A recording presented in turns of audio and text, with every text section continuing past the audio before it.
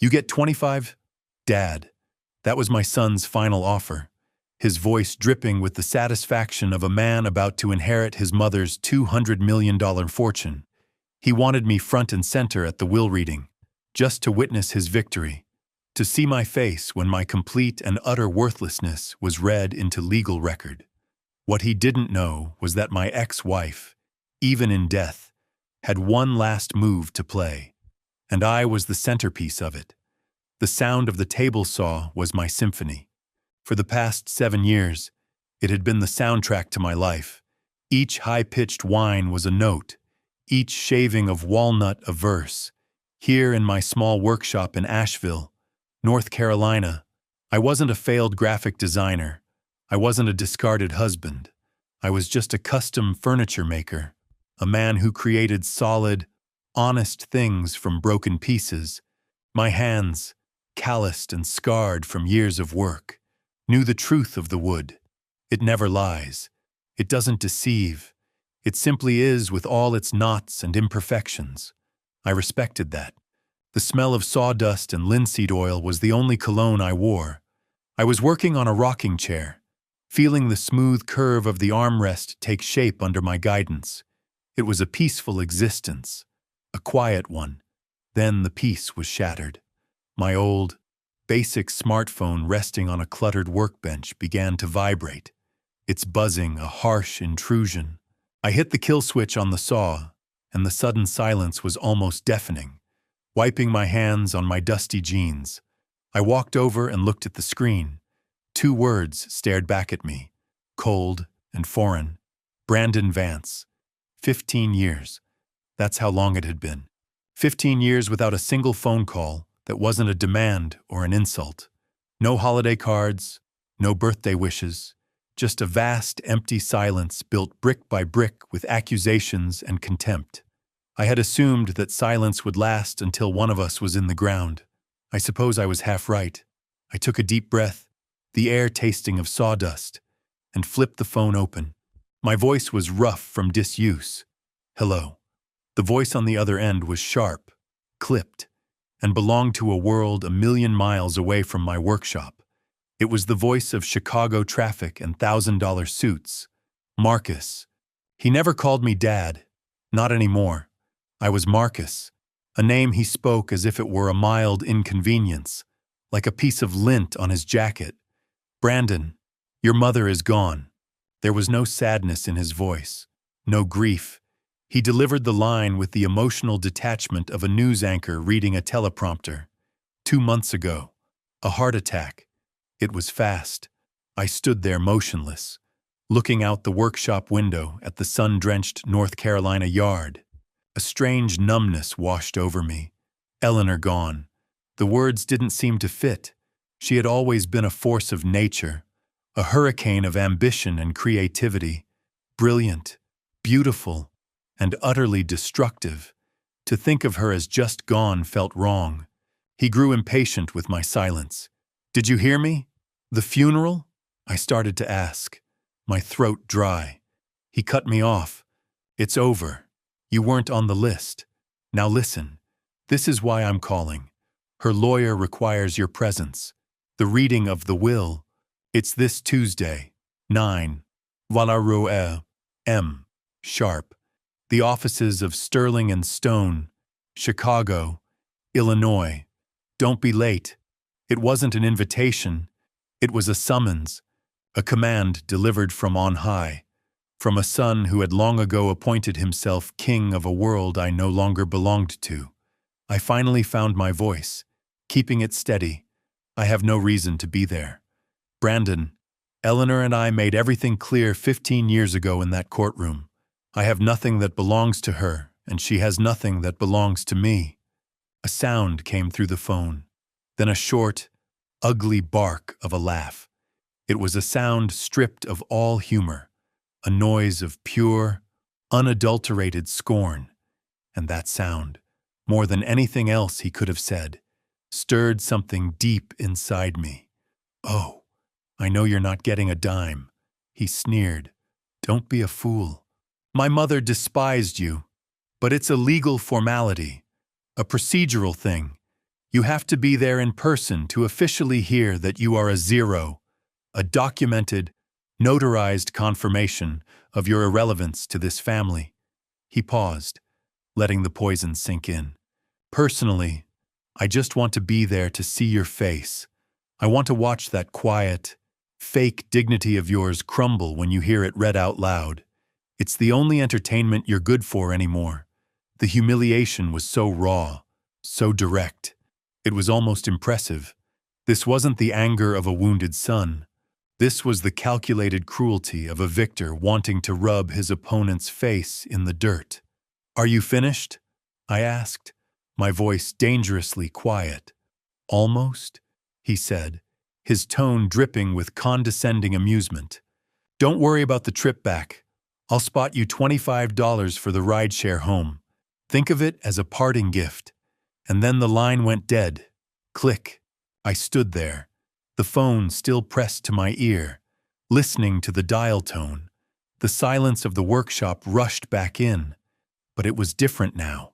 It was heavy, suffocating. Anger, an old emotion I had buried under years of sawdust and resignation, began to smolder. It wasn't a raging fire. It was a hot coal buried deep, slowly glowing red. He hadn't invited me to a will reading. He had summoned me to a public execution. My execution. He wanted a show. Fine. He would get one. I closed the phone and set it down with deliberate care. I walked over to the half-finished rocking chair and ran my hand along its smooth, honest curve. Then I turned and walked out of the workshop into the small house attached to it. I went to my closet, past the flannel shirts and worn jeans that were my daily uniform. In the very back, covered in a thin layer of dust, was a garment bag. I hadn't touched it in a decade and a half. I pulled it out and unzipped it. Inside hung my only suit, a charcoal gray suit, the same one I had worn on the day my old life ended. I would wear it again for the beginning of his Tuesday morning. The rideshare from O'Hare International Airport felt like passing through another dimension. The quiet, sun-baked streets of Asheville were a distant memory, replaced by the towering canyons of steel and glass that made up Chicago. I paid the driver, the fare stinging more than I expected, and stepped out onto the sidewalk. The air was colder here, sharper. The building for Sterling & Stone was exactly what you'd expect. It didn't just occupy the street, it dominated it, a sheer cliff of dark glass and polished granite. I pushed through the revolving glass doors, and the noise of the city was instantly cut off, replaced by a deep, reverent hush. The lobby was a cathedral built to worship money. The floors were acres of white marble, so polished I could see the distorted reflection of the ceiling lights high above. The walls were paneled in dark, glossy mahogany, smelling faintly of lemon oil and old wealth. I had spent my entire life designing, but I had never designed a space like this. This wasn't built for people. It was built to intimidate, to remind every person who entered just how small they were. And I felt small. I was wearing my only suit, the charcoal gray one. The fabric was good wool, so fine you couldn't find it much anymore. But it was 15 years out of style. The cut was too generous, the shoulders too padded. It was clean. I had pressed it myself back in Asheville until the crease on the pants was sharp as a knife, but it was old. It was the suit I had worn to the divorce hearing, the last time I had seen Eleanor face to face, the last time I had seen her look at me with anything other than cold disappointment fueled by the lies my son had whispered in her ear. I could still smell the faint trace of mothballs, a scent of preservation and decay. As I walked toward the reception desk, my old leather-soled shoes made a lonely click-clack on the marble.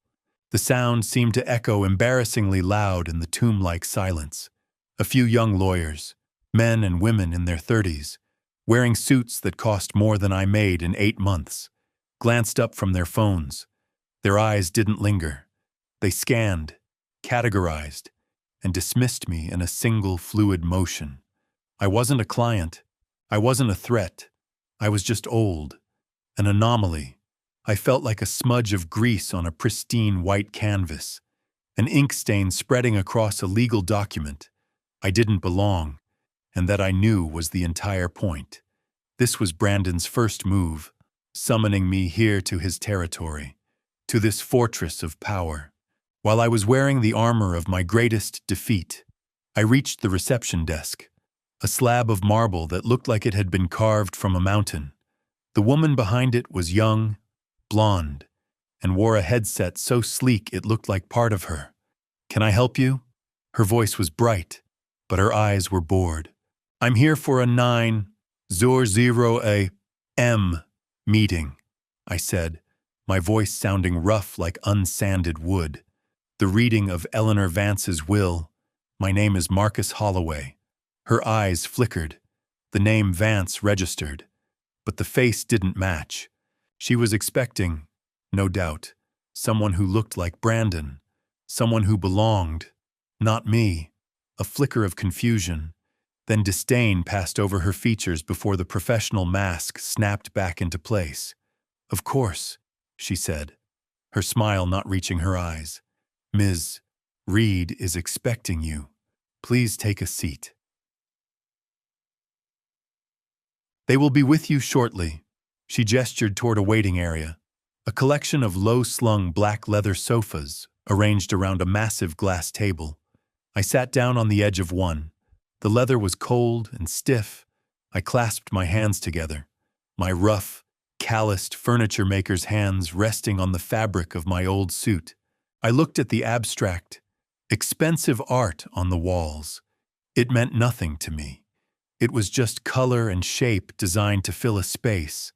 I was a ghost, a relic from a past they had all agreed to bury. And I was sitting here waiting to be told that I was officially, legally worth nothing, just as my son had promised. The anger from that phone call, the hot, simmering coal, burned a little brighter. I was not here to be humiliated.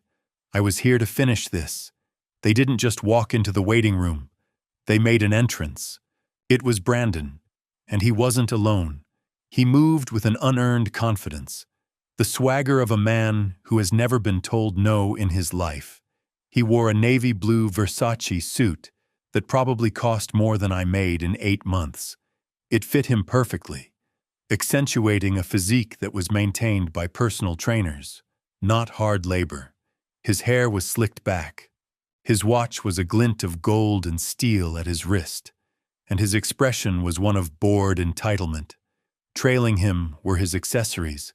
The first was a young woman, impossibly thin and startlingly beautiful in a severe, artificial way. She was squeezed into a tight designer dress and clutched a Chanel bag like it was a life raft. Her name, I would learn, was Brittany. She was engrossed in her phone, her thumb flicking endlessly across the screen. The second was a man in his 40s with a tan that was too perfect for April in Chicago and teeth that were too white to be real. He had the fixed, predatory smile of a shark.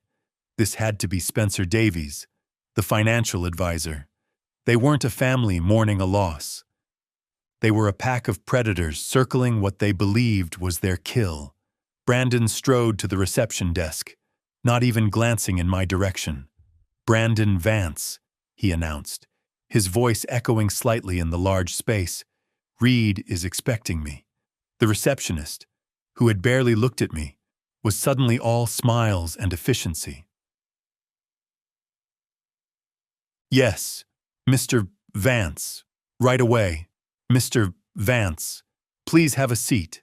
He turned then, intending to claim one of the leather sofas, and his eyes finally landed on me. He stopped. A slow, cruel smile spread across his face. It was the smile of a cat that has just cornered a mouse. He walked over, his expensive shoes silent on the marble. His 2 companions followed. Their curiosity piqued. "My God," he said, his voice loud enough for the entire room to hear. "You actually came?" He looked me up and down, his gaze lingering on my old suit, the worn collar of my shirt, I guess you really do need that $25. Brittany. The young woman looked up from her phone for the first time. She let out a short, high-pitched giggle, the sound like breaking glass. Spencer Davies's shark-like smile widened. He looked me over, not as a person, but as a piece of outdated furniture, something to be cleared out and thrown away. He didn't even bother to offer a hand, just a dismissive, clinical assessment. Brandon gestured vaguely in my direction, addressing his two disciples. "This," he said, and the way he paused was an insult in itself, "is my father."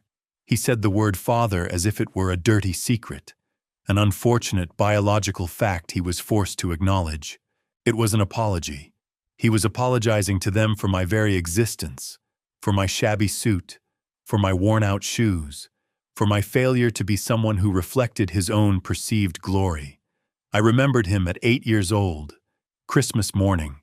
I had spent weeks in my workshop, back when I still had one, handcrafting a detailed model of an aircraft carrier. I had been so proud of it. Brandon opened the box, looked at it for a second, and tossed it aside. "It's not a brand name." He'd whined, "I want what my friends have." Eleanor, always quick to fix any problem with money, had swooped in with an expensive video game console. She had created this monster, one spoiled whim at a time. This man standing before me wasn't a man at all. He was just a collection of appetites wrapped in a $15 suit. I didn't say anything. I just looked at him. I met his smug, arrogant gaze and held it. I didn't flinch. I didn't defend myself.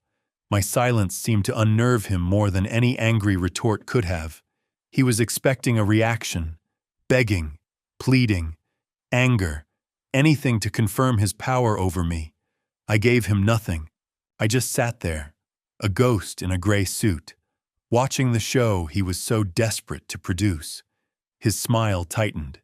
He wasn't having as much fun as he'd planned. He turned away from me, speaking to Spencer Davies.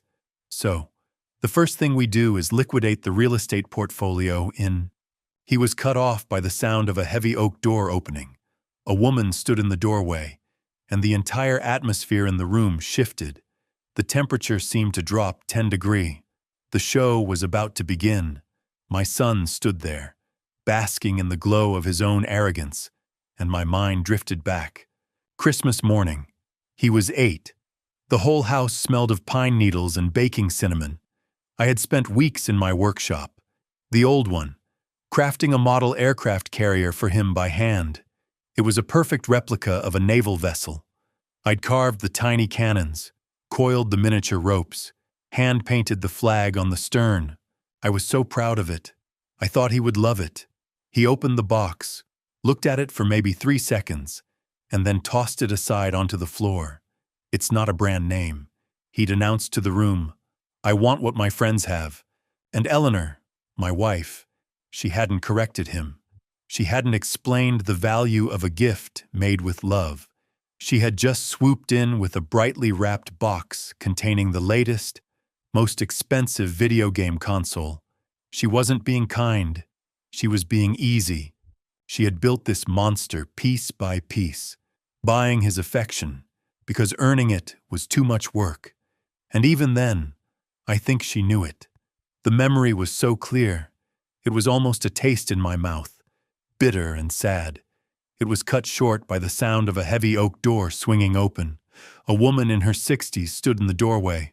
She was tall and wore an impeccable gray suit that spoke of quiet authority, not flashy wealth.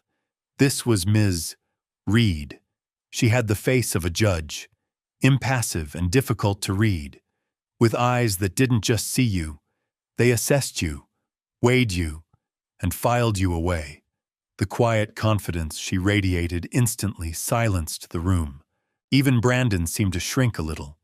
Her gaze swept across the room, passing over Brandon and his entourage, as if they were part of the furniture, and then her eyes landed on me. First, she held my gaze for a moment, and I saw a flicker of something in her expression. It wasn't pity. It was something closer to understanding. She walked toward me. "Mr. Holloway," she said, her voice level and respectful. "Thank you for coming." She didn't offer a hand, but the words were a handshake in themselves. They were a simple acknowledgement of my presence, of my right to be there. Then, and only then, did she turn to my son. "Mr. Vance," she said. The same name, but the tone was different. Colder, formal, stripped of any warmth. The slight was so subtle that a lesser man might have missed it. But Brandon's entire world was built on a fragile scaffolding of status and special treatment. The fact that I, the outcast, had been acknowledged first was a direct challenge to his authority. I saw a flicker of annoyance in his eyes, a tightening of his jaw. He tried to cover it with a wave of dismissive arrogance. "Let's get this over with." "Reed," he snapped, his voice sharp with impatience. "I have a reservation at Alinea to celebrate. I don't intend to be late." Ms. Reed's expression didn't change. She simply nodded once. "As you wish," she said, turning and holding the door to the conference room open. "This way, gentlemen." The conference room was just as cold and imposing as the lobby, but with an added layer of finality. A single massive table made of dark, polished mahogany filled the center of the room. It was so reflective it looked like a dark pool of water. Floor-to-ceiling windows lined one wall, but they didn't offer a view of the sky. Just a close-up, sterile look at the gray skyscraper across the street. It was a room designed for executing contracts and crushing opponents. Brandon naturally took the seat at the opposite end of the table from the door, the one that clearly marked him as the new head of the family. He leaned back, spreading his arms wide, staking his claim. Brittany and Spencer Davies sat on either side of him like a queen and bishop protecting their king. I took a seat near the door. An afterthought. I was just there to fill the chair. A legal requirement. I placed my calloused hands on the table, a stark contrast to the perfect, unblemished wood. Ms. Reed walked to the head of the table. She didn't sit. She placed a thick, leather-bound document on the surface with a soft, definitive thud. The air in the room seemed to get thinner. She deliberately pulled her chair out, sat down, and then with methodical slowness reached into her breast pocket and produced a pair of simple gold-rimmed reading glasses. She put them on, her movements precise, unhurried. She was in complete control. She opened the binder. The pages were thick, creamy. She cleared her throat. "This," she began, her voice filling the room, "is the last will and testament of Eleanor Beaumont Vance, dated August 4th of this year. I, Eleanor Beaumont Vance." Even from the grave she was making a statement. She had taken my name in marriage, but she had built her empire with hers. Beaumont, a name that was a brand, a name worth, according to my son, $200 million. Ms. Reed's voice was a monotone, a perfect instrument for legal documents.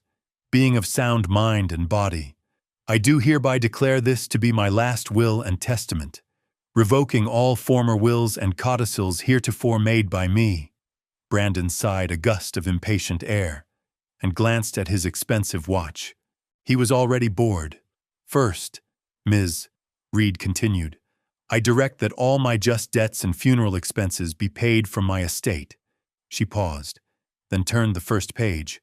"Second, I give and bequeath the sum of $75, $1,000 tax-free to my housekeeper, Elena Ramirez, in gratitude for her 30 years of loyal service and her unending patience." I saw Brandon roll his eyes. He muttered something to Spencer Davies that I couldn't hear, but the word peanuts was unmistakable. I, however, found myself smiling, just a small internal twitch of the lips. Elena, I remembered her. She had been with Eleanor even before the money got truly big. A kind, quiet woman who had always had a cup of hot coffee for me in the kitchen after one of my spectacular arguments with Eleanor. She had seen it all. She deserved every penny. It was a flicker of the woman I once knew, Eleanor could be generous. She just chose her moments. Third, Ms. Reed read on, her voice unwavering. I give and bequeath the sum of $100,000 to the Coastal Bird Sanctuary Fund. This time it was Brittany who reacted. She let out a little disbelieving scoff. Butterflies, she whispered to Brandon, loud enough for me to hear. Is she serious? I felt a sudden sharp pang in my chest. Not sadness. Something more complicated. Nostalgia. Before Brandon was born, before Beaumont Developments was an empire, Eleanor and I had driven an old Jeep down to the Gulf Coast. We had slept in cheap motels and hiked for miles into the marshes to see the migratory bird sanctuaries. I remembered her standing in a clearing, the air thick with millions of wings, her face tilted up to the sky, tears streaming down her cheeks. It's the most beautiful thing I've ever seen. Marcus, she had whispered. It's like all the souls in the world flying home. She had remembered, even after all the bitterness, all the lawyers, all the silent years. She had remembered that day. This wasn't just a bequest. It was a message. Fourth, I give and bequeath the sum of $40 to my driver, David Chen, for his excellent service and for never once commenting on the colorful guests my son brought to my home. Brandon sat bolt upright. What the hell does that mean? Spencer Davies put a hand on his arm. It's nothing. Brandon, just a little joke. It means nothing. But Brandon was getting visibly agitated. This wasn't going according to his script. He was supposed to be the star, and the opening act was getting too much attention. He began to tap his fingers on the mahogany table, a sharp, impatient tap. Tap, tap that echoed in the quiet room. Ms. Reed ignored him and continued. Fifth, I give and bequeath my collection of first edition modernist novels to the Chicago Public Library. Tap, tap, tap, with the exception of one volume, a 1925 copy of F. Scott Fitzgerald's The Great Gatsby, which I leave to. Brandon slammed his hand flat on the table. The sound was like a gunshot. Reed, for God's sake. He boomed. Can we skip the charity donations and the servants' tips? My time is valuable. I have a reservation. Just get to the main event. The real estate, the portfolio, the money. Just get to the part where it all goes to me. The room fell into a heavy, suffocating silence. Ms. Reed stopped reading. She did not look startled. She did not look angry. She simply stopped, very slowly. She raised her head, her eyes still behind the reading glasses. Then, with a deliberation that was more threatening than any shout, she took the glasses off, she folded them, she placed them on the table, and she stared at my son. Her gaze was flat, cold, and utterly unimpressed. It was the look of a woman who had dealt with spoiled children her entire life, and was in this final moment done with it. Mr. Vance, Ms. Reed said, and her voice had dropped, losing its monotone, becoming a precise, sharp instrument. This is not a negotiation. It is not a business meeting. It is the legal proclamation of a deceased woman's final wishes. I will read every single word in this document exactly as your mother wrote it. And you will sit there and you will listen. Is that clear? Brandon's face flushed a dark, ugly red. He had been challenged. He had been dressed down like a child. He opened his mouth, then closed it. He looked at Spencer Davies, who suddenly shook his head. He was trapped. Ms. Reed held his gaze for one beat longer. Then, satisfied, she put her glasses back on. She picked up the document. She deliberately flattened the page, took a small, composed sip of water from a glass beside her, and cleared her throat. She had made my son wait. She had re-established control. Very well, Ms. Reed said, her voice returning to the neutral monotone. Let us continue. Fifth, As I was saying, I leave my first edition copy of The Great Gatsby, too. He paused, and I could have sworn I saw the barest hint of a smile at the corner of her mouth. Ah, no. That's been struck. Let's move on. Sixth, regarding the personal associates of my son, Ms. Reed's gaze lingered on Brandon for a moment longer, a silent assertion of dominance. Then, as if a switch had been flicked, she returned to the document, her voice resuming its steady, neutral cadence. "We now move," she said, "to Article 6 regarding the personal associates of my son, Brandon Vance." I saw Spencer Davies, the financial advisor, sit up a little straighter. His shark-like smile was back, fixed in place. He smoothed the lapel of his expensive suit, adjusting his posture, ready to receive his expected bonus for managing Brandon's anticipated fortune. Brittany beside him finally put her phone down, her eyes bright with greedy anticipation. "Ms. Reed continued, to my son's financial advisor, Mr. Spencer Davies." She pronounced the title with a slight, almost imperceptible emphasis, as if placing it in quotation marks. "I give and bequeath the sum of 10,000. Spencer Davies's smile froze. 10,000. The number hung in the air, shockingly small. It was an insult. It was less than the cost of his suit. I saw his knuckles whiten as he gripped the edge of the table. Brandon looked at him, annoyed, as if Spencer Davies's disappointment was a personal affront. But Ms. Reed wasn't finished. "I bequeath this sum with the attached legally binding recommendation that he use it to enroll in a course on professional ethics. My own financial records show he has a significant need for a refresher on the topic." The shark-like smile vanished, replaced by a mask of pale, stunned fury. His head snapped toward Brandon, his eyes wide. "What is this?" he hissed, his voice a low vibration of rage. He had just been called a crook in a room full of people. And Ms. Reed continued, not missing a beat, turning her attention to the young woman beside Brandon. "To my son's current companion, Brittany. I leave her the high-quality imitation Rolex watch she attempted to swap for my authentic vintage Rolex in my jewelry box last month." If Spencer Davies was stunned, Brittany was incinerated. Her perfectly made-up face turned a dark, blotchy red. Her mouth dropped open. She hadn't just been insulted.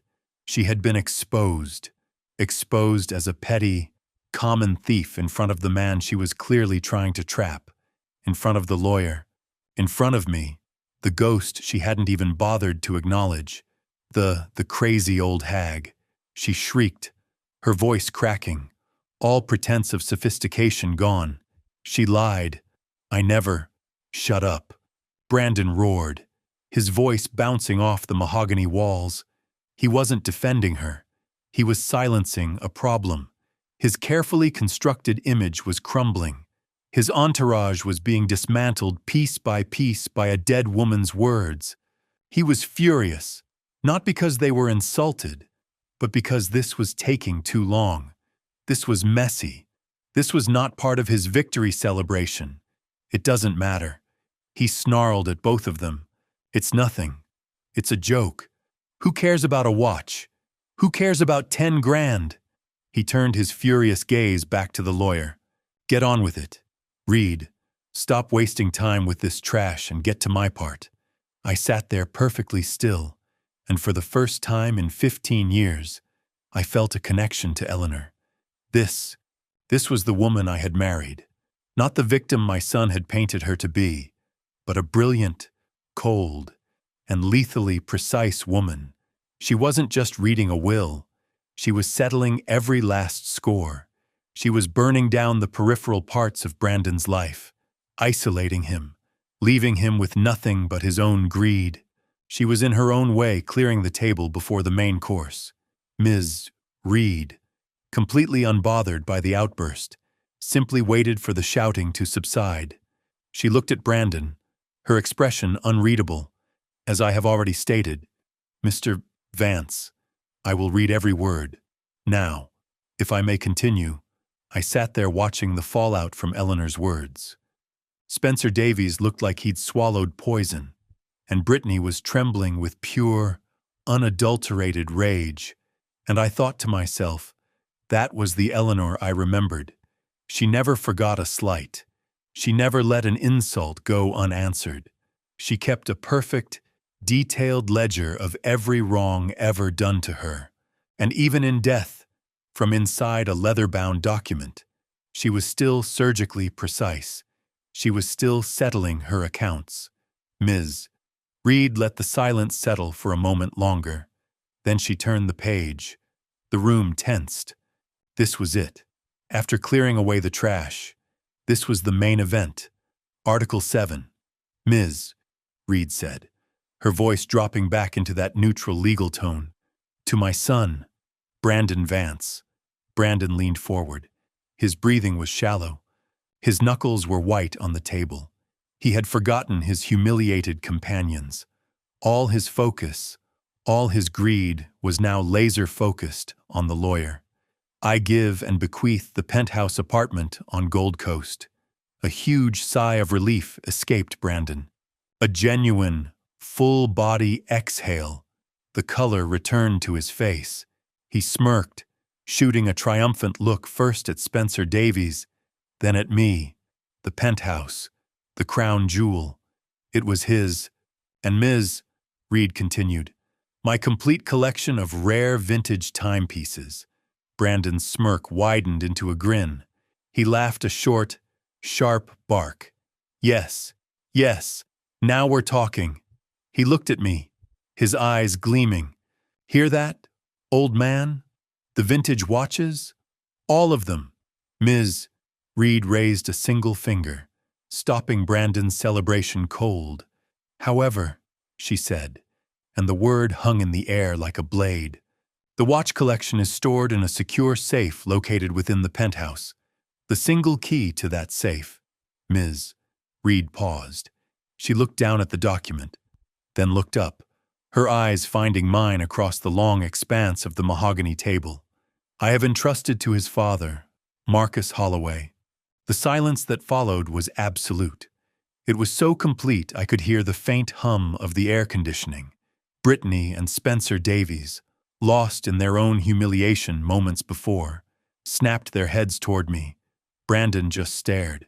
His face, which had been flushed with victory, went pale. His grin dissolved. What? His voice was quiet, disbelieving. What did you just say? He asked Ms. Reed, his voice rising. The key, Mr. Vance, was entrusted to your father. Brandon slammed his hands on the table and stood up, the chair scraping violently behind him. What are you talking about? Is this a joke? A sick joke? He pointed a shaking finger at me. Him? He hasn't seen her in 15 years. He doesn't even know where she lived. He's a nobody. Every eye in the room was on me. And I was just as stunned as he was. I stared at Ms. Reed, my mind reeling. A key. Eleanor had given me a key. What did it mean? Was it another one of her games? Another way to twist the knife? Even from the grave. I had no key. I had no idea what any of them were talking about. I just sat there, the ghost in the gray suit, suddenly, and very uncomfortably, the center of everyone's attention. My son was screaming. His face was a mask of disbelief and rage. But I wasn't really in that cold mahogany room anymore. As Ms. Reed shuffled the papers, the sound of the thick, creamy stock sliding against itself seemed to pull me back through 15 years of anger and silence to a different kind of crisis. I wasn't in Chicago. I was in our old estate in Napa Valley, California. It was 2008. It was 3:00 in the morning, and the house was dark except for the single light in Eleanor's home office. I found her there, not crying, but worse. She was just sitting, staring at a wall of spreadsheets, her face pale and completely blank. She looked broken. Beaumont Developments, the company that was her life, her passion. Her entire identity was bleeding out. It was on the verge of total catastrophic collapse. She had overextended, pouring millions into a luxury resort project in the Caribbean. She had trusted the wrong partners. The entire deal was built on a foundation of bad permits and shifting sand. And now it had all fallen apart. The banks were calling in their loans. Her investors were threatening to sue her into oblivion. She was facing not just bankruptcy, but disgrace.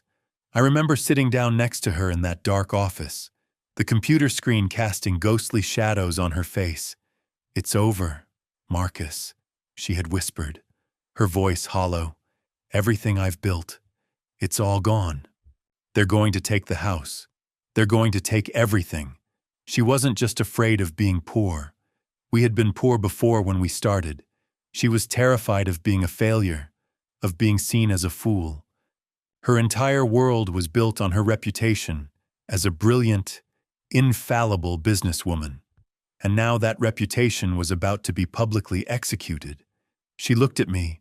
Her eyes, usually so full of fire and ambition, were just empty. "They're talking about criminal negligence," she'd said, the words barely audible. "They're saying I misled them. I looked at the woman who was my wife, the mother of my son, the brilliant, infuriating, passionate woman I had loved. And I knew in that moment that she was drowning and she was about to pull all of us down with her." The memory from 2008 solidified, sharp and agonizing. Eleanor sitting in her office, utterly broken. She didn't just look broken, she was broken. For a week, our house was a tomb. The phones rang off the hook, calls from angry bankers and betrayed investors. Eleanor just let them ring. She stopped eating. She stopped sleeping. She would just sit in her office staring at the company's financials on her computer screen, watching the numbers bleed into a sea of red. She was paralyzed. She was drowning. And then about a week into this living nightmare, a hand reached out. It didn't come from a bank. It didn't come from a friend or a trusted colleague. It came from an encrypted email routed through a server in the United Arab Emirates. It was an offer for a meeting. A private equity group I had never heard of based in Dubai. They said they had been following Beaumont developments for some time. They saw potential. Eleanor was too far gone to go, too paranoid to even speak on the phone. She was a ghost. She begged me to go. I was still her husband, her partner in life. Even if I wasn't her partner in business, I was a designer. I understood the construction side of her empire better than anyone. So I went. I met them in a sterile, soulless conference room at a hotel near O'Hare Airport. There were 3 of them. They were not bankers. They were young, impeccably dressed in dark, identical suits, and they had the dead, cold eyes of men who had seen too much. They were polite, too polite. It was the kind of politeness that feels more threatening than a direct insult. They laid out the terms on the table. It was on the surface a miracle. It was breathtakingly simple. They would inject $150 million into Beaumont developments, effective immediately, enough to stabilize the Caribbean project, enough to pay off the angriest bankers, enough to silence the lawsuits that were threatening criminal charges. It was a total rescue. I sat there stunned. In return, I asked, my voice cautious, "What do you want in return?" The lead negotiator, a man with a faint British accent, just slid a thin, leather-bound folder across the table. "We are investors, Mr. Holloway. We simply want to invest in future projects. We believe in the Beaumont brand. We want to help you build." I brought that folder home. It felt heavy, like it was made of lead. Eleanor, desperate for any shred of hope, tore it open. For the first 10 minutes, she was ecstatic. She was laughing, crying, holding the pages to her chest.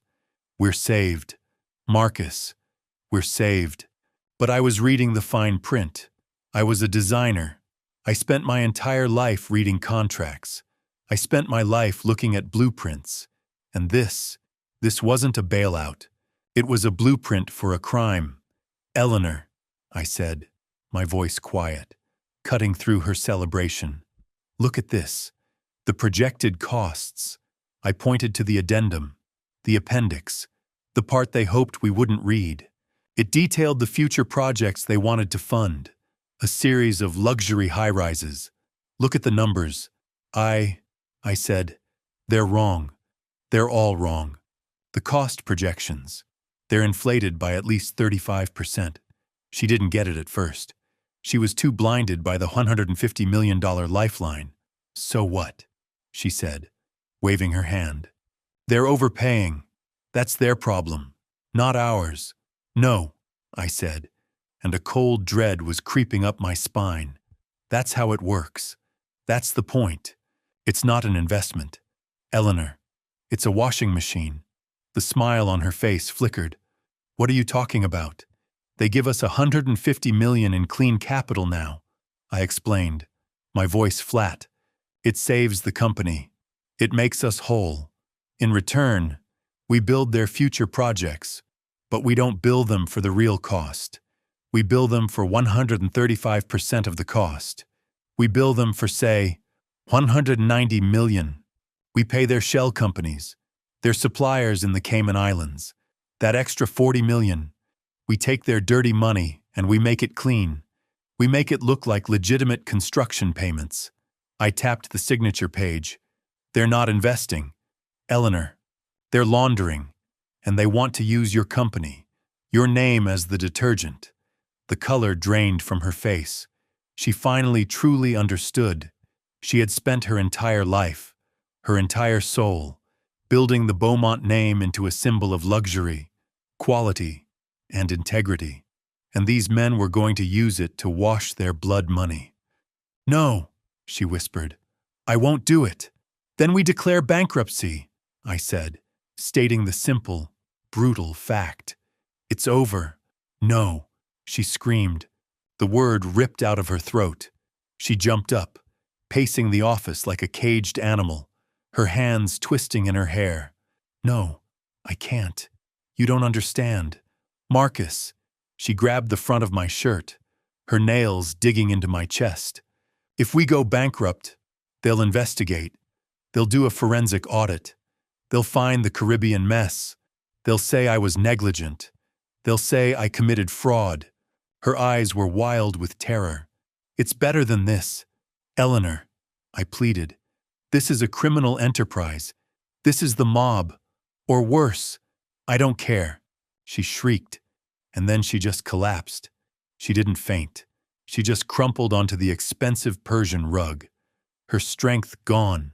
She wasn't a CEO anymore. She wasn't an empire builder. She was just a terrified woman. Trapped. Marcus. She wept, her voice muffled by the carpet. Please, please, I can't go to jail. I can't go to jail. She looked up at me, her face a ruin of mascara and terror. It was a look I had never seen on her, a look of absolute, bottomless desperation. I can't lose the company, she whispered, her voice cracking. I can't. It's me. It's everything I am. If I lose Beaumont Developments, I'm nothing. I'm just nothing. She grabbed my hand, her own ice cold.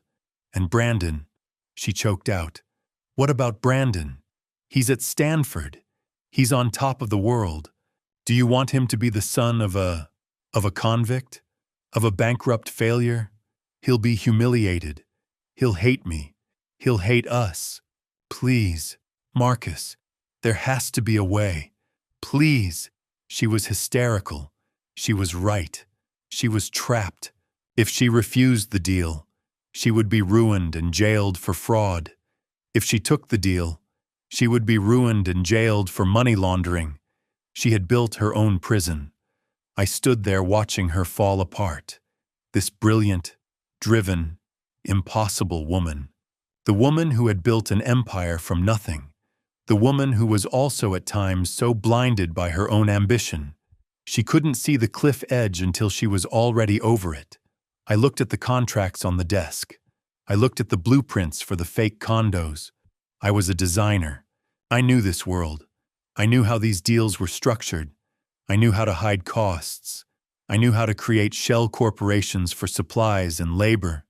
I knew how to build the legal firewalls, how to compartmentalize a project so the dirt wouldn't spread.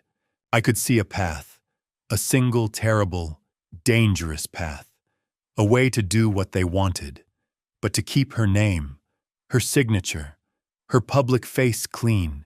She begged again, "Marcus, please, what are we going to do?" I looked at her, the woman I had loved, the mother of my son, and I made the choice, the choice that would define the rest of my life, the choice that would save her company, and in doing so would destroy me. I reached down and pulled her to her feet. I held her by the shoulders. "Stop," I said. My voice was calm. It was the preternatural calm of a man who has just accepted his fate. "Stop crying. Go to your room. Go to bed." She looked at me, her eyes wide and confused. "What? You are going to have no part in this," I said, my voice firm. "You will not sign these papers. You will not take these meetings. You will not be on these emails. You will focus on designing. You will focus on saving the public face of the company. You will do what you do best." A tiny, desperate flicker of hope sparked in her tear-filled eyes. But the deal, the money, the contracts. I turned from her and walked to the desk. I picked up the heavy, leather-bound folder. I looked at the signature page, the one meant for her, the president and CEO of Beaumont Developments. "Let me handle this," I said. I became a ghost, while Eleanor went back to being the face of Beaumont Developments. Attending galas and approving fabric swatches, I moved into the shadows. I became the intermediary. I was the one who flew to Geneva, to Singapore, to Grand Cayman. I was the one who sat in sterile hotel rooms negotiating payment schedules with men who had no last names.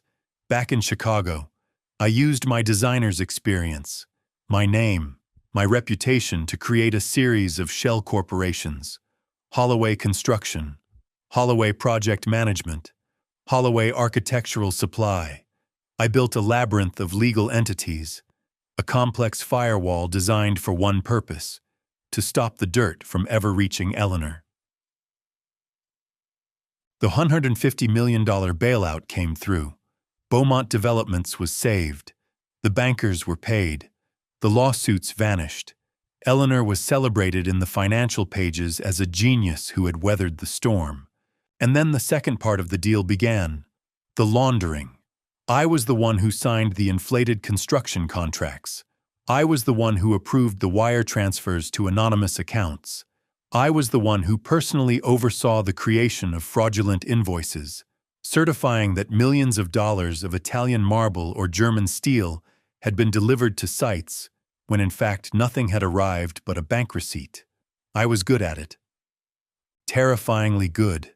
My designer's mind, so used to building solid, real structures, was just as adept at building hollow, fake ones. For 3 years, I lived a double life. I was a respected designer by day and a high-stakes money launderer by night. I saved her company. I saved her name. I saved her from prison. But you can't move that much dirty money without someone noticing. The FBI didn't come for Eleanor. They didn't even know she was involved. They came for me. They had been tracking the Dubai group for years. They saw the money flow into my shell companies. They saw the inflated contracts. They saw the fraudulent invoices. They saw my name, my signature, my designer's seal of approval on documents that were pure fiction. They didn't kick the door in. It was quiet. 2 men in dark suits waiting for me in my office one morning. They laid it all out. They had the wire transfers. They had the surveillance photos of my meetings at O'Hare. They had me dead to rights. They offered me a deal. "Tell us who you're working for." The lead agent said, "Give us the organization. Give us the people in Dubai. Give us the real beneficiary of this scheme." I looked at the file on the table. My name was on every page. Eleanor's was nowhere. I had done my job too well. I had a choice. I could give them Eleanor. I could tell them the whole story. How she was terrified. How she had begged me. How I had done it all to save her and our son from ruin. They might have been lenient. They might have understood. Or I could take the fall.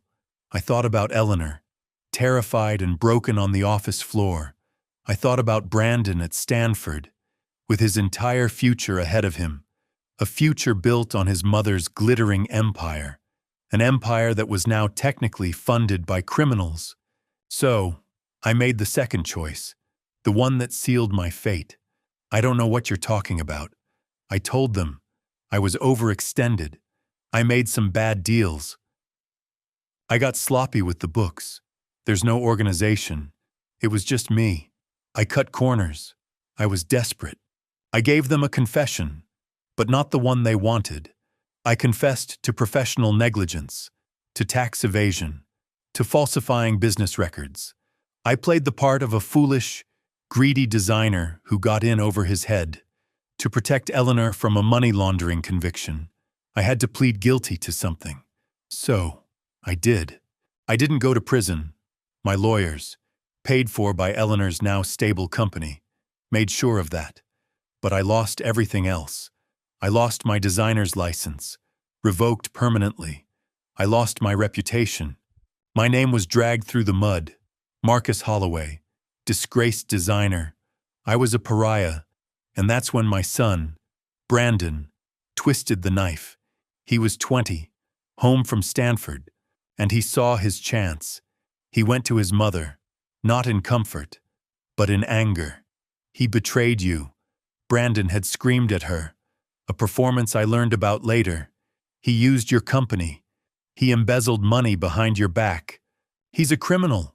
He humiliated you. He humiliated me. He presented her with an easy narrative, a simple story. In his version, I wasn't the savior. I was the villain. And Eleanor, seeing her company saved, seeing her name completely clear, and seeing my name utterly destroyed, she took the easy way out. She chose the story that made her the victim. She chose her son's version of the truth. She filed for divorce. She claimed she was the wronged party, the trusting wife betrayed by her greedy, criminal husband. And she let Brandon, our son, believe it. She let the whole world believe it. She never said a word in my defense. She just let me burn. That was the price for saving her. The voice was calm, but it sliced through 15 years of memory like a sharp chisel. I blinked. The dark, desperate office in Napa Valley dissolved, replaced by the cold, polished mahogany of the conference room. My heart was pounding. The past felt more real than the present. I looked up. Ms. Reed was watching me, her expression neutral. But everyone else was staring at me. Spencer Davies, the financial advisor, had a look of greedy calculation in his eyes.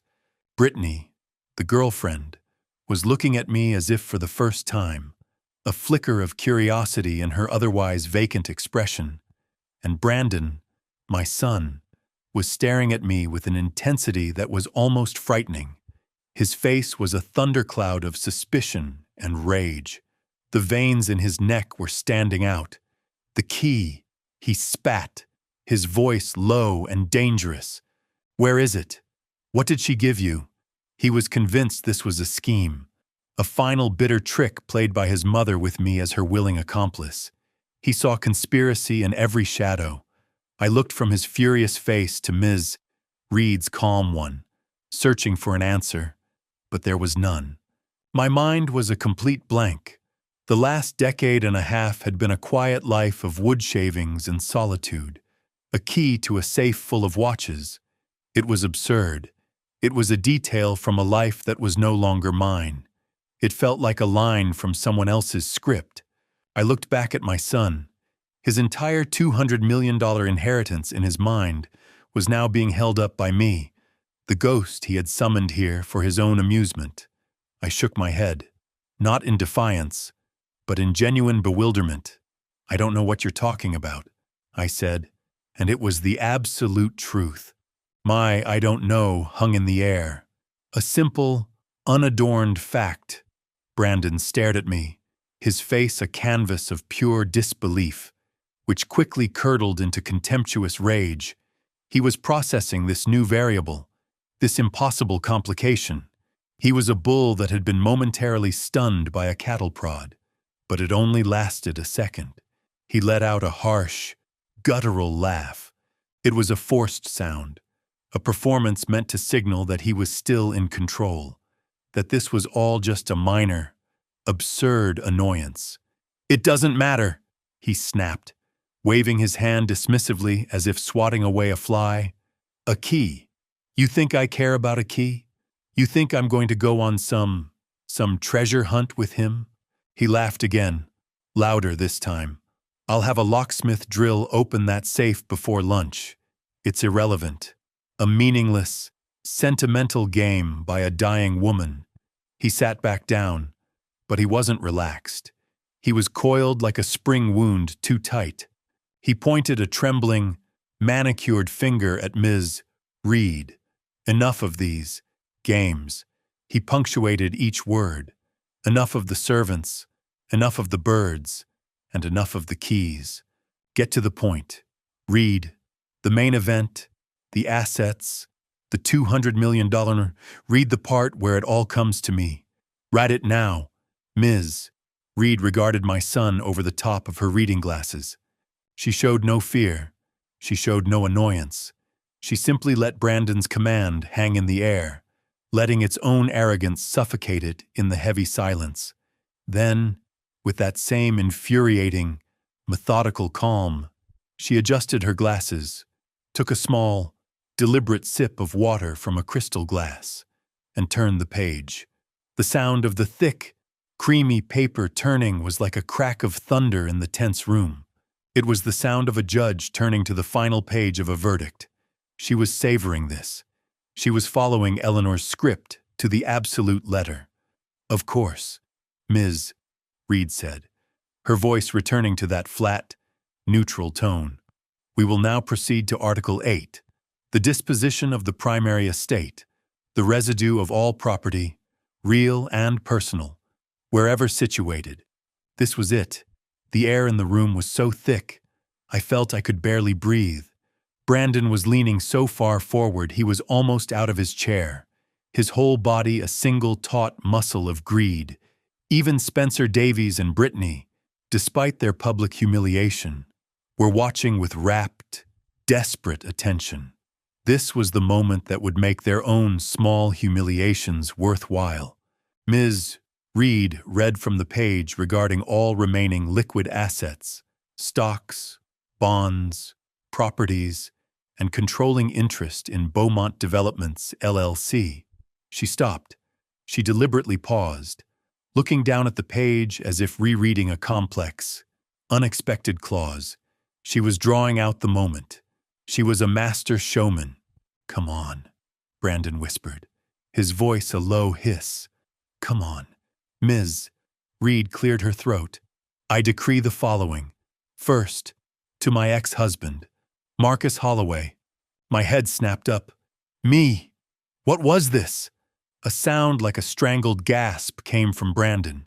He inhaled so sharply it sounded like he'd been punched in the stomach. His face, which had been pale with anticipation, went rigid. His eyes narrowed into tiny slits of pure, unadulterated hatred, and they were fixed laser-like on me. He wasn't breathing. He was just waiting. He was a bomb, and his fuse had just been lit. I could see the muscles in his jaw clenching and unclenching, grinding his expensive teeth. What in God's name was she doing? Was this her final cruelty? To give me some small, insulting sum, a few thousand, just to rub his nose in it one last time before giving him the rest? Ms.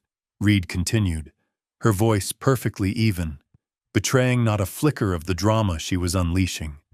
"To my ex-husband, Marcus Holloway, I give and bequeath the sum of $25. 25. The words just hung there, It wasn't an insult. It was a public execution. It was a joke. A petty, cruel, and profoundly childish joke. But Ms. Reed wasn't finished.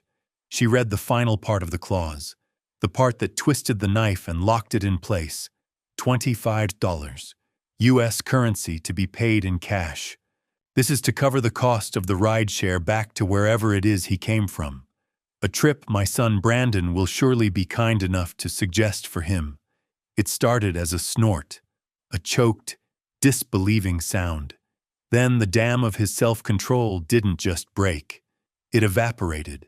A laugh, a huge, roaring, braying laugh erupted from Brandon's chest. It was not a sound of humor. It was a sound of sheer, unadulterated triumph. It was a sound of such profound, malignant joy that it made the air in the cold room feel sick. He shot up from his chair, his body trembling with the force of his laughter. He pointed at me, his finger shaking, his face turning a dark, blotchy crimson. He was crying actual tears of malicious joy streaming down his cheeks. 25, he roared. The words bounced off the walls. 25, he doubled over, slapping his hand on the priceless mahogany table. Oh my God.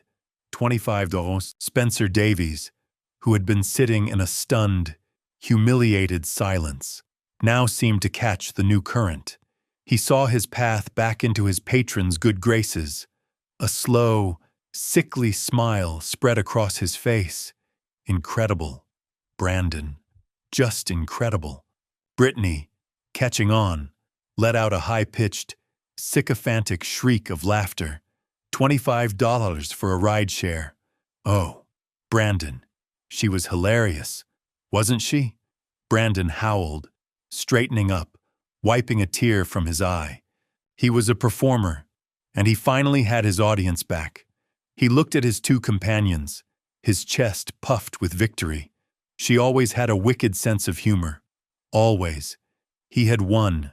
In his mind. The game was over. The insults to his friends were just appetizers.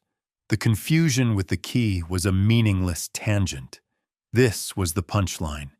This was the moment he had been waiting for. He had been publicly, legally, and financially declared the victor. And I had been publicly, legally, and financially declared nothing, less than nothing. A $25 joke. His laughter finally subsided, simmering down into a low, smug chuckle. He adjusted the cuffs of his Versace suit, a gesture of absolute restored control. He was the king again. He turned his gaze on me, and all traces of humor vanished, replaced by a cold, reptilian satisfaction. A dark, evil smile played on his lips. Well, he said, his voice dripping with false pity. That's that, I suppose. He walked around the table, a predator circling its kill, and he stopped just a few feet away from me. He looked me up and down, his eyes filled with a disgust so profound it was almost tangible. It's over, old man. You heard her. $25.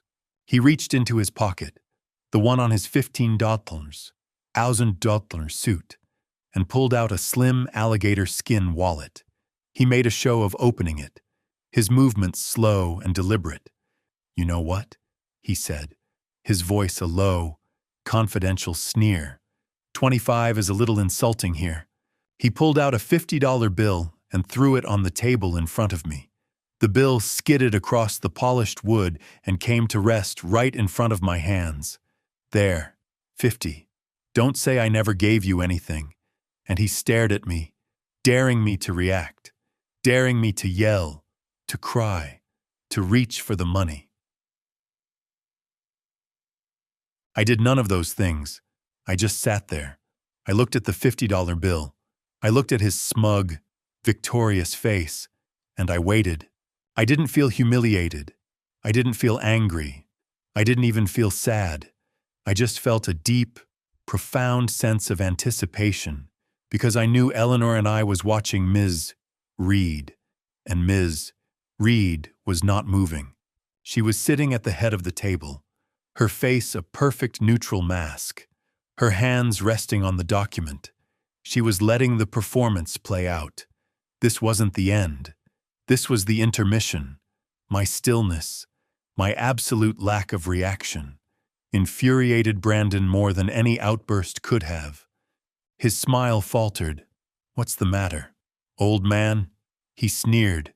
"Speechless. Cat got your tongue?" He scoffed. "Whatever. It's done. It's all mine. Finally. You can get the hell out of here now. Go back to your sawdust shed or whatever hole you crawled out of. And don't forget your ride-share money." He turned his back on me. A final act of dismissal. He walked back to his chair, clapping Spencer Davies on the shoulder. "Right. Alinea, we have a lot of champagne to drink." He grabbed his suit jacket, ready to leave, ready to start his new life. Brandon had his jacket halfway on. He was beaming, clapping Spencer Davies on the back so hard it was almost a punch. "Right," he said, his voice loud and booming. "Alinea, I'm going to buy the entire champagne list. Reed," he called over his shoulder, not even looking at the lawyer. "Just have your girl send the papers to my office for me to sign. I'm done here." He turned to leave, a king departing his own coronation. "Mr. Holloway," the voice cut through the air like a sheet of ice. It wasn't loud, but it had a core of absolute steel.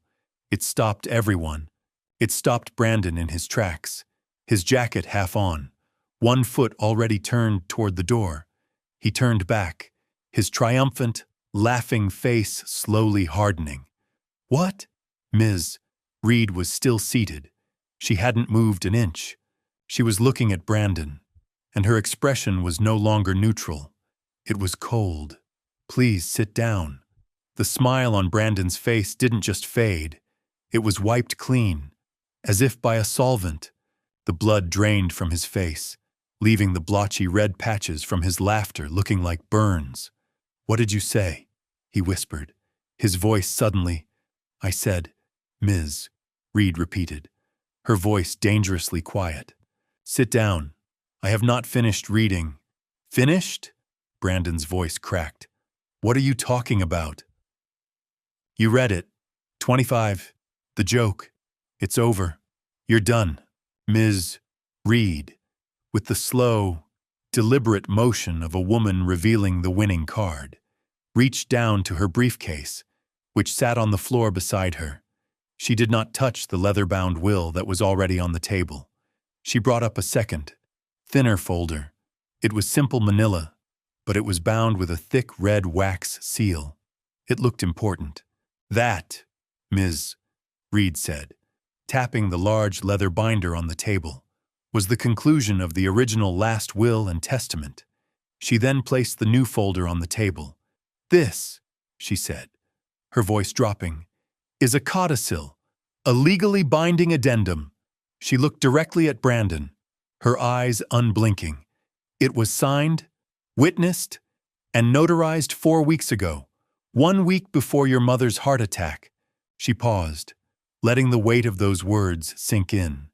"And its primary clause," she said, her eyes flicking to me for just a fraction of a second, "explicitly states that it supersedes and replaces all previous articles pertaining to the disposition of the primary estate." Brandon didn't just sit down. He collapsed back into his chair, his body moving like a puppet whose strings had been cut. His face was a mask of waxy white shock. The triumphant blotchy red was gone. He looked small. Spencer Davies and Brittany were completely frozen. They looked at the new red-sealed document on the table as if it were a bomb. Ms. Reed broke the seal with a small, sharp knife. She unfolded the single sheet of paper inside, which was attached to several other thicker documents. She put her reading glasses back on. "This," she said, and her voice was no longer neutral, "is a letter from your mother addressed to you, Brandon, but with the legal instruction that it be read aloud here today in the presence of all parties. and its contents form the basis of the new Article 8. She began to read, and it was no longer her voice. The words were pure, uncut, Eleanor. To my son, Brandon. Ms. Reed paused, then continued. I am writing this because I am finally done with being a coward. For 15 years, I have let you believe a lie that I created, a lie that I nurtured, a lie that I allowed to destroy a good man. Your father. What? Brandon whispered. It was a dry, rasping sound. The story you grew up with. Ms. Reed read. The story of your criminal, scheming father who betrayed me and embezzled from the company is a complete fabrication. The opposite of the truth. No. Brandon's voice was a sudden, strangled shriek. He lunged halfway across the table, his eyes wild. She was sick. She was senile. That's not her. This is a fake. He pointed at me. He got to her. He manipulated her. This is a scam. He turned to his lawyer, Spencer Davies, his eyes pleading. Spencer Davies, tell him this is inadmissible. She wasn't competent. We'll contest this. We'll tear this apart. Ms. Reed, looking profoundly bored, held up a hand to stop the tirade. She slowly lifted one of the other documents that had been in the sealed folder. On that subject, Ms. Reed said, her voice cutting through Brandon's panic. Attached to this codicil is a full 50-page psychiatric and cognitive evaluation of your mother conducted by a panel of 4 independent, board-certified neurologists and psychiatrists. It was performed at her request, 48 hours before this document was signed. I will summarize their findings for you. She looked directly at Brandon, her eyes like ice, in their expert, unanimous, and legally binding opinion.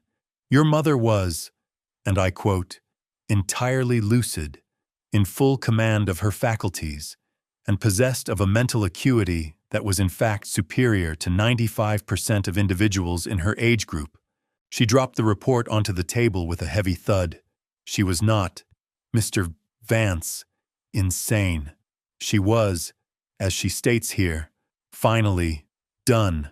Now, if I may continue. Brandon sank back, his mouth open, making small, gulping sounds. He was out of moves. He was out of air. Ms. Reed returned to Eleanor's letter. Her voice once again became the vessel for her confession. The truth, Brandon, is this. Now, 15 years ago, Beaumont Developments was on the brink of total catastrophic failure. I had made a series of terrible, reckless decisions. I had overextended. I had trusted the wrong people. I was facing not just bankruptcy, but criminal charges for fraud and negligence. I was going to lose everything. The house, the company, my name. I was going to prison. I closed my eyes. I was back there in that dark office, Eleanor on the floor weeping, begging. I felt the old, cold weight of that night settle on me. We were given one way out. Ms. Reed read on. A deal with a group of unsavory investors. A deal that would save the company, but would require us to launder their money through its operations. I was trapped. If I said no, I went to prison for fraud. If I said yes, I would eventually go to prison for money laundering. I was a coward. I collapsed. I was ready to let the entire world burn. And then your father stepped in. I heard a small, choked sound from my left. It was Brandon. He was shaking his head, his hands over his ears as if he could block the words. Your father, the man you have spent 15 years calling a criminal, made a choice to protect me, to protect you. He took the deal. He put his own name, his own career, his own license on the line. He created the shell companies. He took the dark room meetings. He handled the wire transfers. He did the dirty work so that my name, the Beaumont name, could remain clean. Ms. Reed's voice was relentless. He funneled all the risk to himself. He built a legal firewall around me, around the company. and he stood in the fire. And when the FBI finally came, they came for him, because that is exactly what he had planned.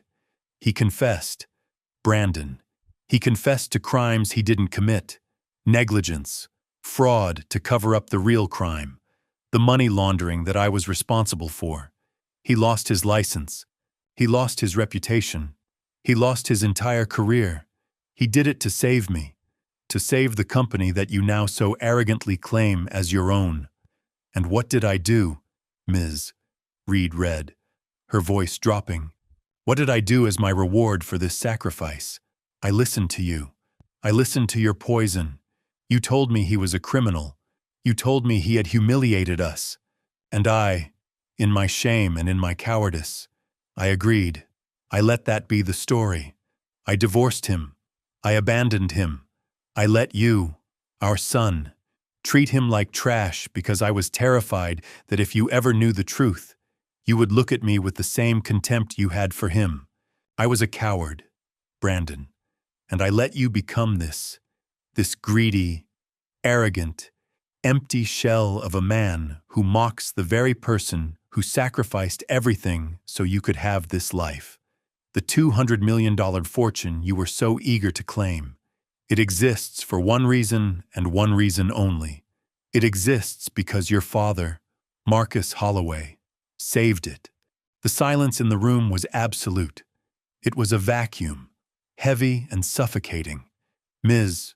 Reed's voice reading Eleanor's final words was the only thing that existed. She was no longer just a lawyer. She was the vessel for a confession that was rewriting 15 years of history in real time. Brandon was completely still. He wasn't shaking his head anymore. He wasn't covering his ears.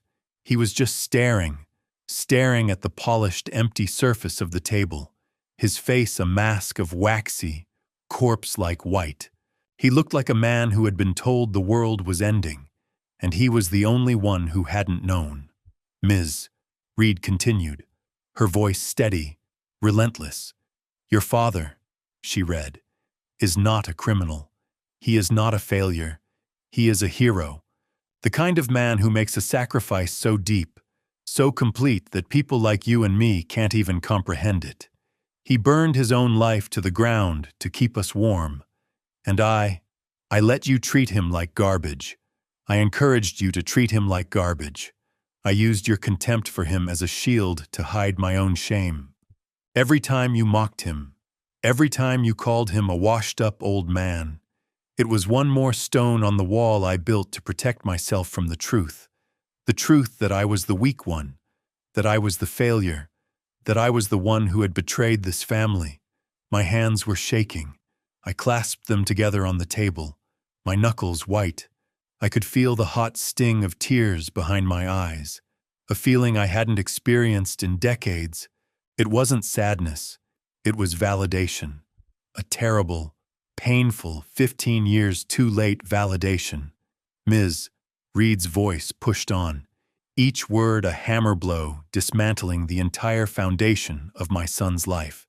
This $200 million fortune, she read, this empire you've been waiting to inherit like a spoiled prince. It does not exist because of you. It does not even exist because of me. It exists in its entirety because of Marcus Holloway. You, Brandon, Eleanor's words, were now a direct, brutal assault. Have never worked a real day in your life. You have never built anything. You have never sacrificed anything. You are just a parasite, a creature of appetite.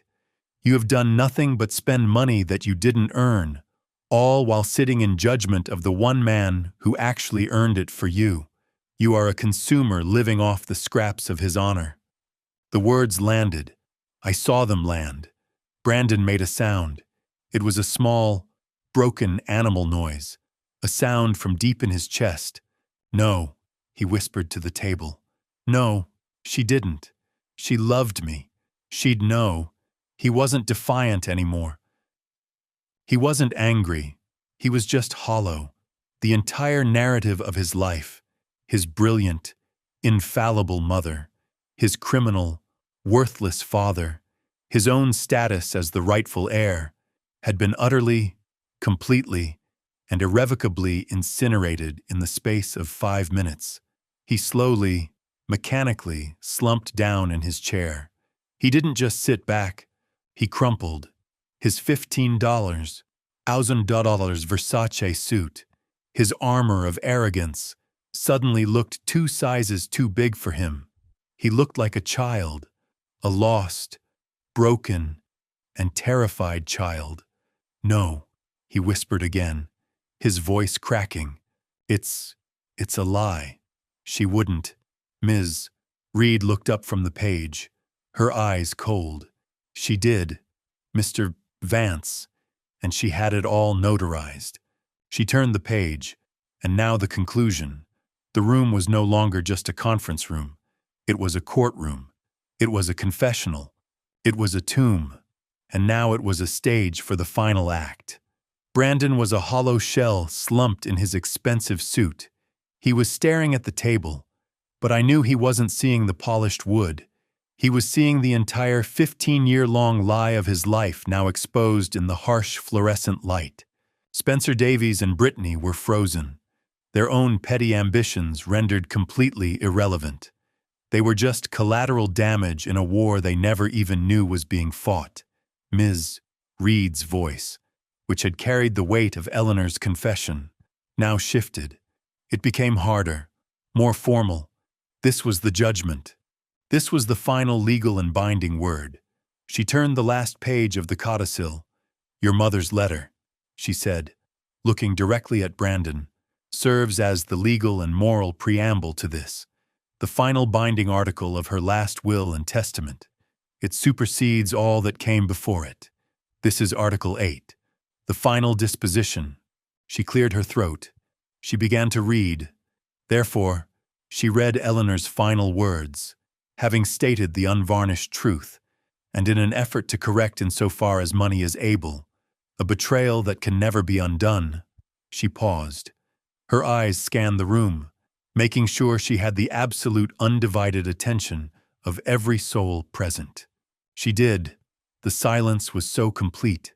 I could hear the tiny mechanical whir of the clock on the wall. "I hereby decree as my final wish and binding testament," she continued, her voice steady, "all of my property, real and personal, wherever situated, all of my stocks, bonds, and liquid assets, my art collection, my private holdings, and most importantly, my entire unencumbered 100% controlling interest in Beaumont Developments LLC and all its subsidiaries, an estate with a current estimated value of $200 million. She read the list of assets like a judge reading a death sentence. It wasn't a prize. It was a weight, an empire, an impossible burden. Brandon didn't move. He didn't breathe. He was a statue of a man, his skin the color of ash. All of this, Ms. Reed read, "I give, devise, and bequeath." She stopped, and she looked up. She didn't look at Brandon. She didn't look at Spencer Davies or Brittany. Her eyes, clear and steady behind her glasses, moved across the long, polished table, and they found me. She held my gaze. In that 1 second of silence, my entire life seemed to hang in the balance. My workshop, my sawdust, my quiet, solitary peace. I wasn't thinking about money. I wasn't thinking about victory. I was thinking, what has she done? What final, terrible, complicated game was this? I was still reeling from the confession, from the validation that had been stolen from me for a decade and a half. The money, the empire was a complication I couldn't even process. It was a different language. Ms. Reed looked back down at the page. "I give, devise, and bequeath to my ex-husband, Marcus Holloway." The words didn't land. They just hung in the air. Marcus Holloway, me, the man in the 15-year-old suit, the man who had been summoned here for a public execution. I heard a sound, a small, wet, gasping sound. It was Brandon, but I couldn't look at him. I couldn't move. It felt as if the roof of the building had been removed, and the entire crushing weight of the Chicago sky was pressing down on my shoulders. $200 million. Beaumont Developments. It wasn't a gift. It was a life sentence. It was a chain. It was her way of pulling me back from my quiet obscurity, back into the world of glass and steel and contracts and lies that I had run from. I could feel my heart pounding, a slow, heavy drum beat in my chest. Thump, thump, thump. Ms. Reed, bless her, didn't let the moment hang. She didn't let anyone react. She knew that the next words were the most important. She knew the money was just a tool. The reason was the payload. She continued reading, her voice firm, projecting into the stunned, dead silence of the room. I leave this, she read, not as a gift, but as a payment, as a long overdue and wholly inadequate compensation for the career I allowed to be destroyed, for the honor I allowed to be stolen, and for the family I in my cowardice allowed to be broken. And that was when it hit me. It wasn't about the money. It was never about the money. It was about the reason. It was her final written, legally binding confession. It was her apology. It was her from beyond the grave handing me back my name, handing me back my honor. She wasn't just giving me her company. She was telling the world that it should have been mine all along, that I was the one who had saved it. I looked down at my hands, my rough, calloused furniture maker's hands. They were resting on the polished, perfect wood, the hands of a man who built things, and I was now the owner of an empire I had never wanted. A small sound, a whimper came from across the table. It was Brandon. He wasn't a monster anymore. He wasn't a king. He was just a boy, a 35-year-old boy whose entire life had just been revealed as a lie his mother had told him and a lie his father had paid for. Spencer Davies and Brittany were already ghosts. Their faces were blank, their minds unable to process this reality. They had hitched their wagons to a falling star, and now they were just irrelevant. I looked at Ms. Reed. She was watching me. She was waiting. 200 million, the company, the penthouse, the watches, Eleanor, my brilliant, impossible, destructive wife. Even in death, she had to have the last word. She had to control the entire narrative. She had exonerated me. She had made me whole. But in doing so, she had chained me to her legacy forever. She had given me everything, and in a way, she had taken everything all over again. My simple life was over. My son, Brandon, was a ruin. He was a building that had been imploded. He sat there, his mouth half open, his eyes blank and unfocused, still trying to process the fact that the entire $200 million universe he thought he was inheriting had just vanished and been handed to me, the man he despised more than anyone on earth. He was breathing in short, shallow gasps like a drowning man. Spencer Davies and Brittany were completely adrift. Their golden goose hadn't just stopped laying eggs. It had exploded. I could see the panic in Spencer Davies's eyes, the gears in his rat-like brain spinning, trying to find a new angle, a new con, and coming up with nothing. Brittany was just white. Her mask of makeup looked like a porcelain shell, and it was cracking. Ms. Reed, the executive of this devastating will, was not finished. She still held the codicil. There was one last piece of business. And finally, Ms. Reed said, her voice as unforgiving as a judge's gavel, "We come to the final bequest."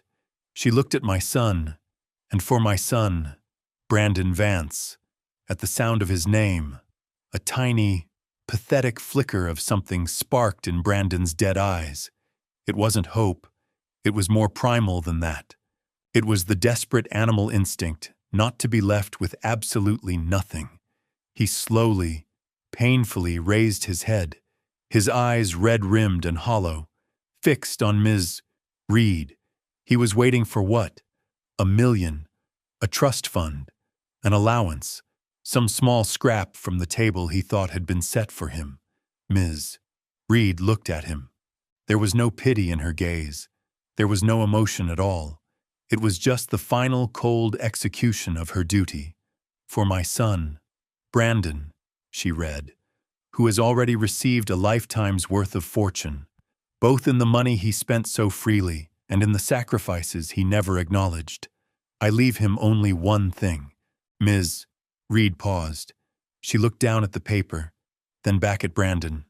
I leave him precisely what he so thoughtfully and publicly offered to his father. I felt my breath catch. No. Brandon's confused, broken gaze shifted to me, then back to Ms. Reed. He didn't understand. He couldn't make the connection. His mind was too shattered. I don't, he stammered. What? Ms. Reed did not reply. Instead, with a slow, deliberate motion, she reached to the side of her desk.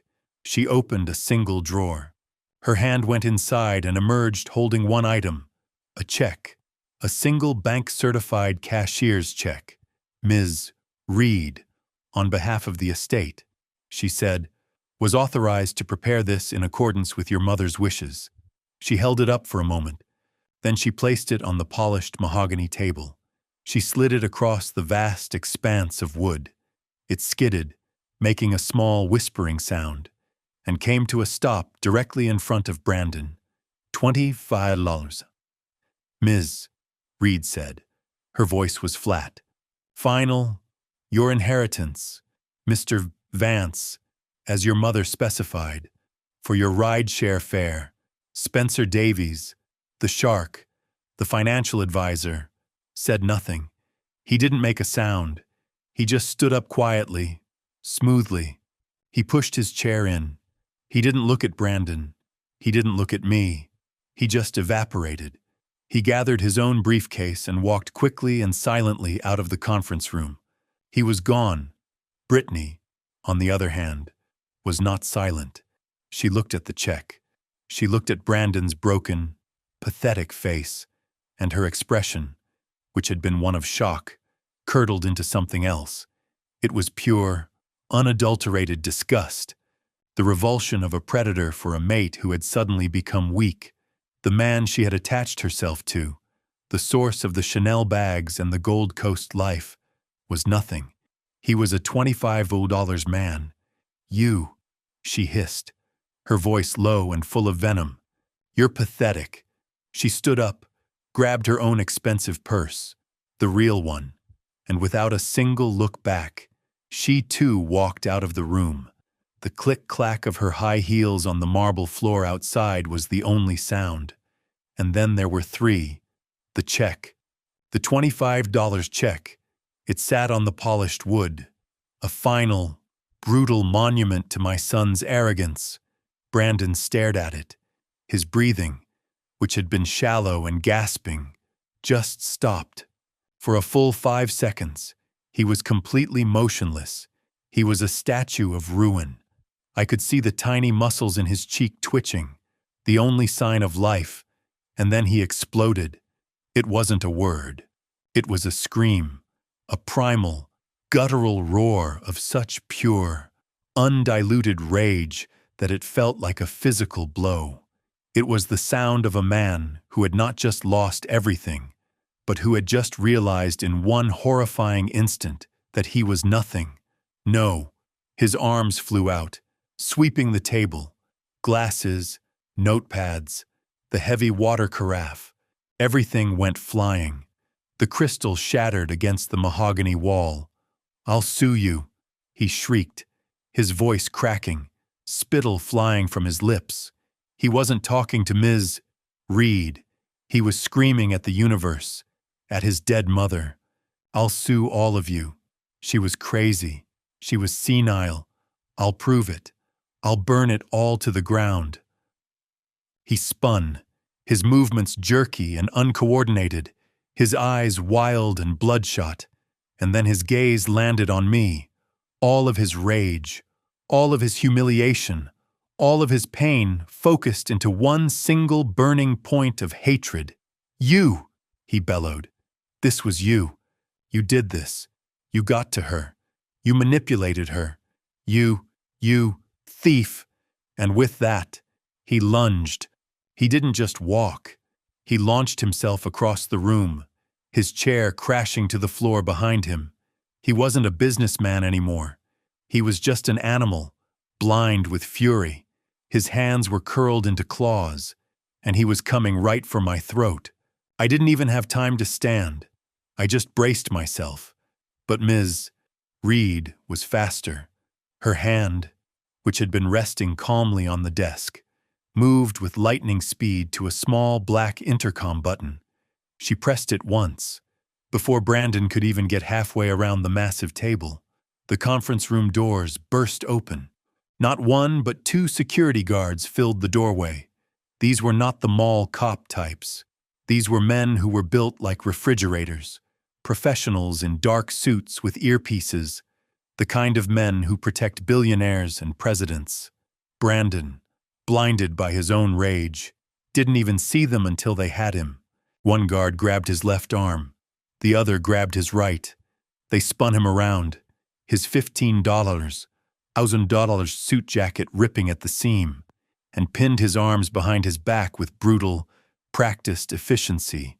"Get your hands off me," he screamed, his voice a pathetic mix of fury and panic. He struggled, thrashing against their grip, but it was like a fly struggling against steel. Ms. Reed stood up slowly. She looked at the wreckage of her conference room. She looked at the struggling, weeping, screaming man held captive by her security. She didn't raise her voice. She didn't have to. "Remove him," she said, her voice flat and cold. "You can't do this to me," Brandon shrieked as they began to drag him backward out of the room. "I am Brandon Vance. I own this building. I'll have your jobs. I'll and Mr. Vance," Ms. Reed added, her voice cutting through the tantrum. Brandon froze, his head twisting around, his eyes still wild. Ms. Reed pointed to the small white check still sitting innocently on the table. "Don't forget your inheritance." That broke him. The last shred of his sanity snapped. He began to curse. He cursed Ms. Reed. He cursed his mother. But most of all, he cursed me. "I'll kill you, old man. Do you hear me? I'll kill you." He was still screaming, still fighting as they dragged him out into the hallway and toward the elevators, his expensive shoes scuffing pathetically on the marble floor.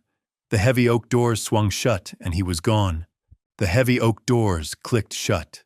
The silence that rushed in to fill the vacuum of Brandon's rage was profound. It was a thick, heavy quiet, broken only by the sound of my own breathing, and the distant, muffled wail of a siren in the city far below. The adrenaline that had been holding me upright, the shock of the last hour, all of it drained away at once. I felt tired in a way that went bone deep. 15 years of exhaustion seemed to land on me all at once. I slumped in my chair, the old wool of my suit suddenly feeling heavy as armor. There were only two of us left. Me, the man who now owned everything, and Ms. Reed, the woman who had delivered the verdict. I looked at the chaos, the overturned chair, the shattered glass, the $50 bill that Brandon had thrown at me still sitting on the table next to the $25 check. I looked at Ms. Reed. She was calmly straightening the documents, her face once again a neutral mask, as if a Category 5 hurricane hadn't just torn through her office. Only one question remained, the one loose thread.